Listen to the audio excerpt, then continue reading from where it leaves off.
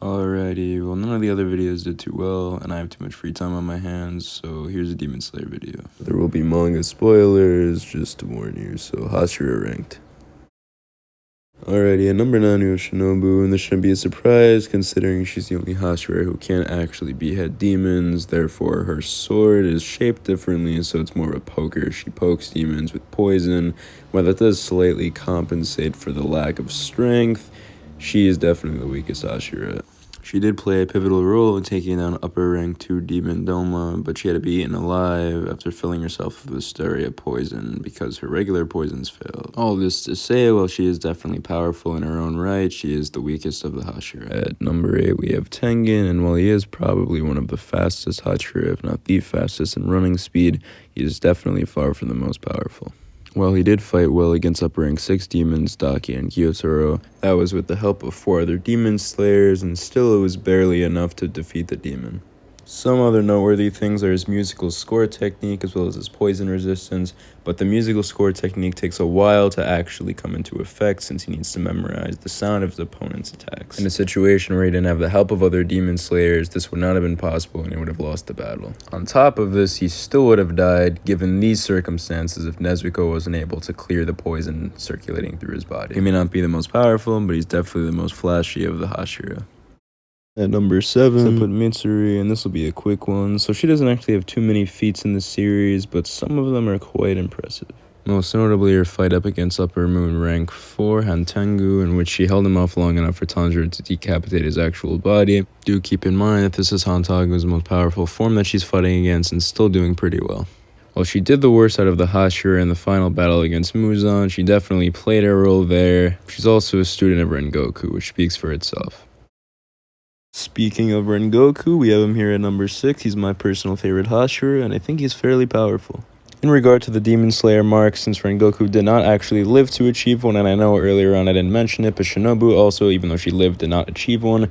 I'm just making this list assuming everyone were to have gotten theirs, because if they were, I don't think the rankings would have changed. Sadly, we don't actually get a lot of time to see Rengoku's power, but in his fight up against upper rank 3 Akaza, I think we saw enough to determine his strength. He moves faster than the blink of an eye, and his steps alone are enough to shake the Mugen train carts, and that being said, he was able to defend 5 of them from the lower rank 1 demon that was holding many people hostage. And as for his aforementioned fight against upper rank 3 Akaza, while Akaza was not going all out because he wanted to test Rengoku's abilities and convince him to turn into a demon, Rengoku still held his own until sunlight and was able to protect everyone on the train. Akaza was highly impressed by Rengoku's skill, complimenting him multiple times throughout the battle. As the sun rose, Rengoku held on to Akaza, saying that he would never let go. Akaza literally had to rip his own arms off and run into the woods to avoid being burned from the sunlight, as he couldn't escape Rengoku's grip. Rengoku's strength and willpower caught Akaza off guard, and he was able to fulfill his duties as a Hashira. Alrighty, the Rengoku Fan Fest is over, and next up is Muichiro at number 5. Now, Muichiro is the only Hashira to have single-handedly defeated an upper-ranked demon without the help of any other Hashira or any other demon slayers. This demon was upper rank 5, Gyoko. While Muichiro does struggle a bit at first, once awakening his demon slayer mark and remembering his past memories, he decapitates the demon quite easily. Should also mention that following Tanjiro awakening the mark, he is the first of the Hashira to do so. The reason he's not higher on this list is because he lacks experience, being only 14 years of age and being the youngest of the Hashira. That being said, he did have the highest potential of the Hashira, as he is a direct descendant of both Kokoshibo as well as Yoriichi. In his battle against Kokoshibo, while giving a valiant effort, he is defeated and eventually sacrifices himself, but Kokoshibo's defeat would not have been possible without him. At number 4, I put Obinai, and I know this might be controversial, but hear me out. Yes, he was impressive in the final battle versus Muzan, which is the only battle we actually see him in for the most part, but this is a Muzan who's being progressively weakened by Lady Tomeo's poison, as well as the fact that Obinai didn't actually get into a big fight before this, having not had to have just battled the likes of Kokoshibo and Akaza or Doma, etc. Obviously, he would be having more stamina than the other Hashira. Higuro is powerful, but I don't see him as being more powerful than the next 3 Hashira. At number 3, I put the first Hashira that we're introduced to in the series, Giyu. Early in the series, he one-shots demons that Tanjiro and Inosuke were struggling to battle, one of these demons being lower rank 5, Rui, and he later goes on to fight Akaza, Muzan, and Demon King Tanjiro. I must admit, he does much better against Akaza than Rengoku did, and this time Akaza is much more bloodthirsty. He practically carries Tanjiro for a good majority of the fight, allowing him to take his time and use sun breathing techniques.